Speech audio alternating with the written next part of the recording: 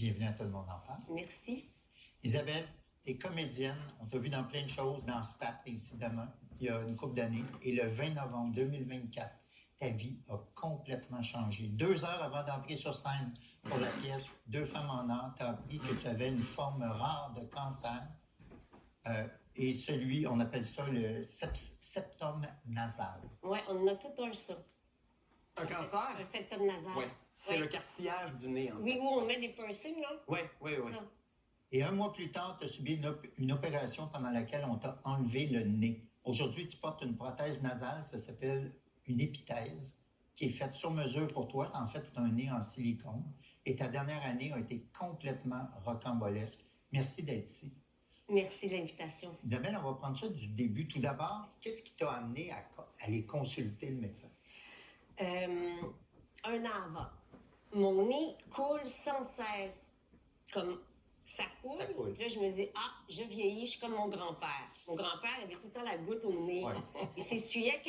Bon, je vais passer les détails. Ça coule. Il s'essuyait beaucoup le nez.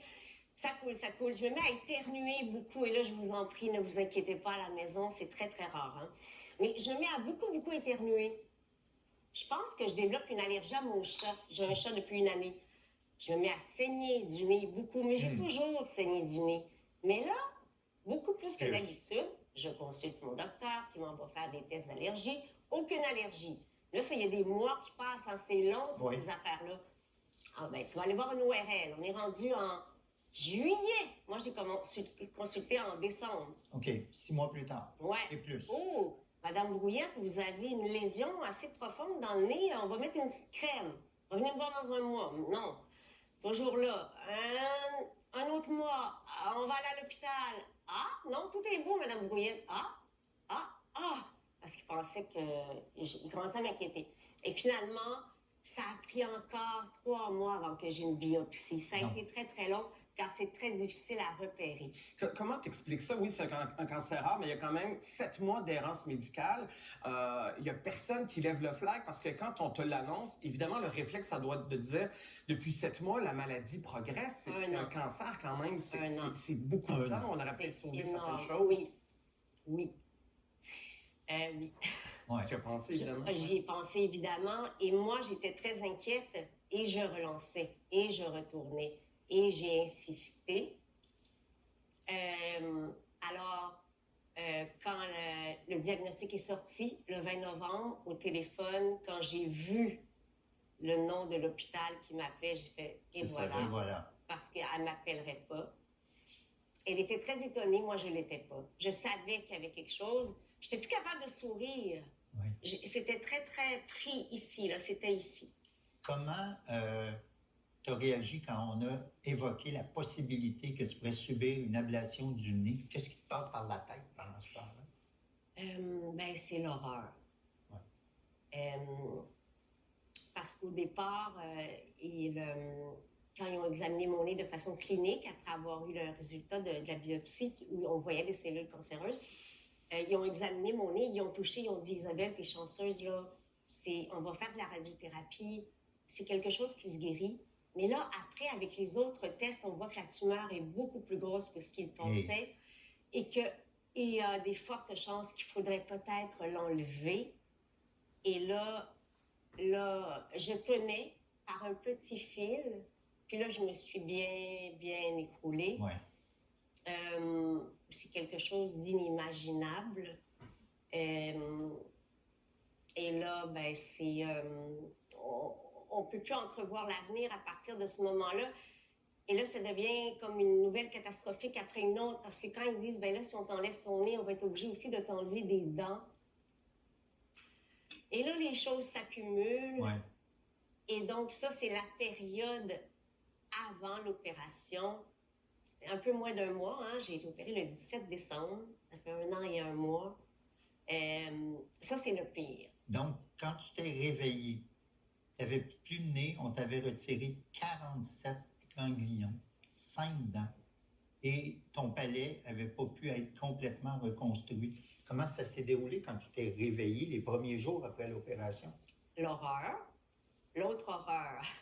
Parce que, ben, en fait, je veux dire, parce que je sais qu'il y en a qui traversent des moments de grande, grande peur. En ce moment, on le sait tous les jours, les gens apprennent qu'ils ont un cancer. Ouais. Et le pire, c'est l'anticipation. C'est avant. Parce qu'après, c'est une autre négociation. Après, c'est la convalescence, c'est réapprendre, c'est s'adapter. Mais la peur, Avant. avant. Ouais. Et je me rappelle, j'étais avec mon chum à la maison le soir, j'allais jouer au théâtre. J'ai continué à jouer au théâtre jusqu'à 10 jours avant l'opération. Et je vivais avec la peur au ventre. Et des fois, dans la maison, je criais à mon chum, break de peur! Puis là, je criais ça parce que je me disais, il faut que je me donne 5 minutes. Ah oui. Faut que j'arrête d'avoir peur 5 minutes. Puis là, après ça, ça revenait.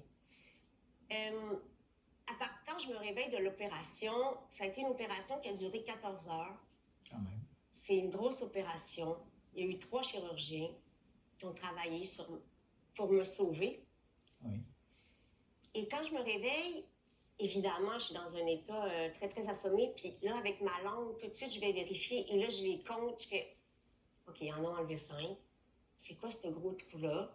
Le nez, je sais pas. Et là, je suis immobilisée. Je peux pas rien toucher. Et là, sans palais, tu peux pas parler, j'imagine? Je ne vais pas parler. Je parlais comme qu'une voix de trompette. Mais ça, je le découvre en m'adressant aux infirmiers. Je dis, mais qu'est-ce qui se passe? Mais je suis tellement assommée, je suis tellement dans un état. C'est très, très difficile. Ouais. Très difficile. Que là, je suis pas inquiète de mes dents. Je suis pas inquiète de rien. Là, je vais juste survivre. Et c'est ça qui arrive après. Avant, on a peur, on se dit, mais qu'est-ce que sera ma vie? Mais quand finalement, on t'a gardé en vie, tout ce que tu veux, c'est aller mieux. Mais oui. Alors, c'est ça qui te guide. Comment tu as réagi la première fois que tu t'es vu? Bon, donc, j'avais très peur de me voir. Quand on apprend une chose comme ça, moi, je pensais que j'allais jamais être capable. Je pensais que j'allais avoir beaucoup de mal à m'accepter. J'avais très peur du rejet. C'est comme des notions un peu instinctives. Et il m'avait averti, on dit, Isabelle, tu vas être hospitalisée assez longtemps, mais il va falloir que tu te regardes avant de sortir de l'hôpital. Il faudra que tu sois capable de te regarder. Et j'étais, je pensais pas que j'allais être capable. Je disais, donnez-moi un petit peu de temps. J'ai-tu encore un petit peu de temps? C'est-tu obligé? Et finalement, on avait masqué le miroir dans la salle de bain. Okay. Quand je prenais mes petites marches dans le corridor, mes amis m'aidaient à ce que je me vois pas dans le reflet. Tu sais, c'était comme tout le monde faisait bien attention. Puis à un moment donné, je suis toute seule, je suis dans ma chambre d'hôpital. La musique m'a beaucoup aidée. Je veux remercier tous les soins infirmiers, les soins de docteurs, mais les musiciens. Je vous jure, la musique dans ces moments-là devient... J'étais capable de rien faire, pas capable de parler, pas capable de bouger, mais j'avais ma musique. Et je suis toute seule. J'ai mon petit iPhone ici, mon petit speaker, puis je me penche pour changer de musique. Et je me vois dans le reflet de mon iPhone, dans le noir. Je me penche là, puis je fais... Et là, je suis curieuse, là. Là, je me repenche. Puis je fais, ah, pas si pire. Puis là, je me mets à vraiment me scruter. Puis à faire, je suis correcte. Puis la psy, parce que j'ai été accompagnée par une psy, elle m'avait dit, tu vas te reconnaître. Parce que c'est les yeux. Oui, les Puis yeux là, je changent dis, mais pas. oui, mais c'est moi. Et là, à partir de là, ah ouais, arrache le papier dans le miroir. Là, j'étais contente. Puis après, ça a été l'étape de voir sans le bandage. Oui. Puis ça aussi, ça a été un accident. Mais le visage, c'est souvent notre premier contact avec le monde extérieur. Oui. Particulièrement quand on fait un métier dans l'œil du public. Est-ce que le regard des autres a changé? Non. En fait, il est plein d'amour. Oui. Vraiment. Ben, tu as vu tantôt. Hein. Oui. Puis, c'est bizarre qu'on pense ça que... C'est parce qu'on pense qu'on va être laid, qu'on va être comme un monstre. Puis finalement, le regard des gens n'a pas changé. Les gens ont été très, très respectueux. Moi, ça fait pas longtemps que je l'ai, mon petit nez, là. Ça fait juste 3 mois. Et pendant 10 mois, je me suis promenée avec un bandage. Oui. Mais je me cachais pas. Parce que j'avais pas le goût de me cacher. Puis les gens étaient très, très respectueux. Je n'étais pas dévisagée. Les enfants me posaient beaucoup de questions. Et Ouais, bizarrement, les adultes Pas tant. faisaient semblant de rien. Ouais. Là, je disais, ouais, t'es bien bon. Que ça paraisse pas que tu sois intrigué par... ouais, Exactement. ouais. Rien dans les yeux. La caissière, le gars, n'importe Rien. où. Au garage, n'importe où. Personne. Ouais. Les adultes, il faut se méfier. Hein?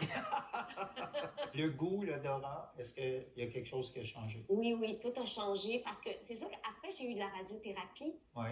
dans le visage. Fait que là, ça brûle tout. Mais j'ai appris que nos petits capteurs olfactifs, ils sont dans l'épine du nez ici. Puis, ben ça, je l'ai encore. Puis, fait que je suis capable de sentir.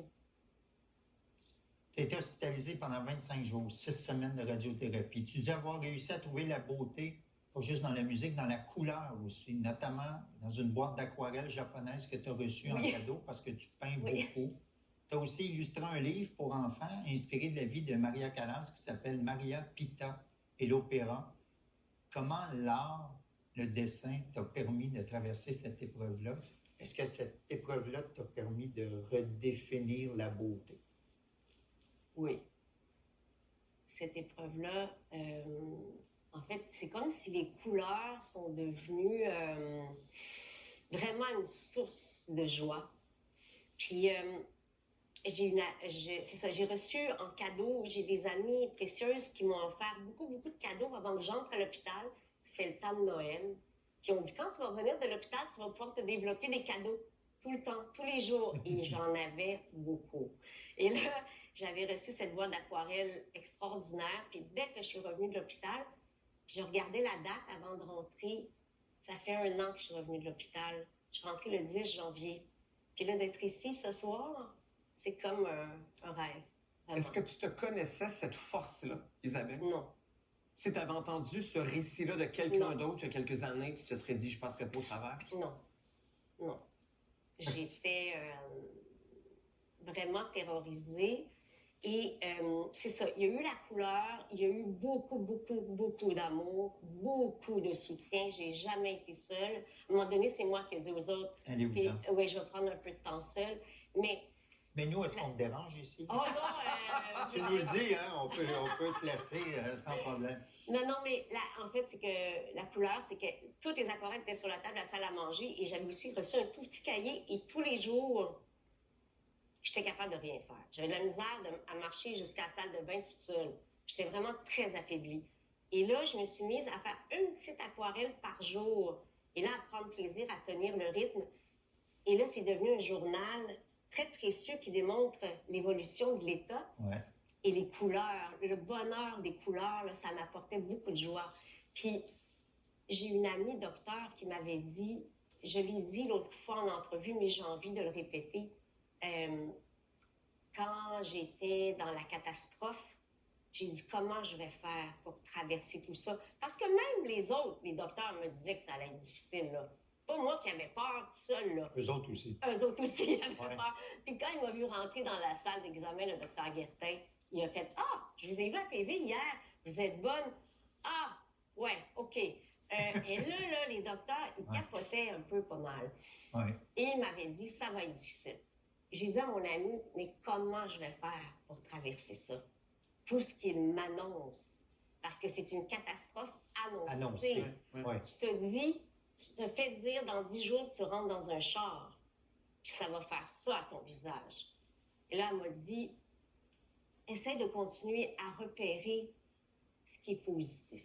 Bien là, ce qui est positif, vraiment, à part le fait que tu sois ici, puis une grande sérénité, une grande résilience que je salue et admire, dans les prochains jours, plus d'1 an de convalescence après, tu vas faire un retour sur scène dans la pièce Changer de vie de Catherine Léger à la Licorne, et ce n'est pas tout.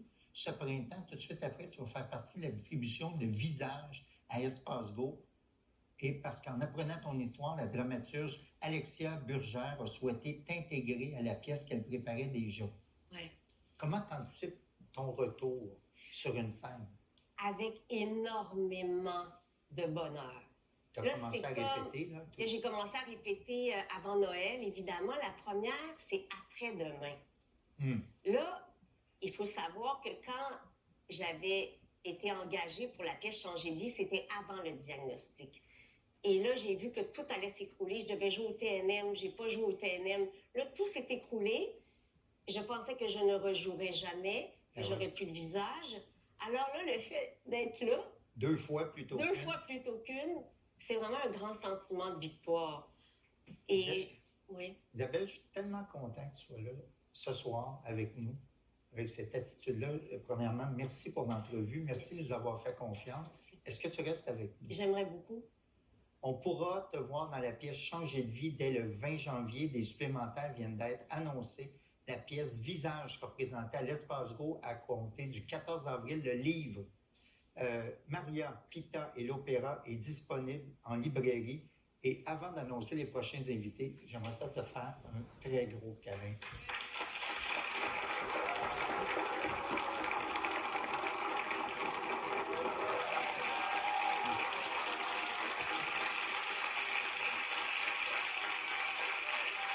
Après la pause, Marc Fabre et Henri Picard.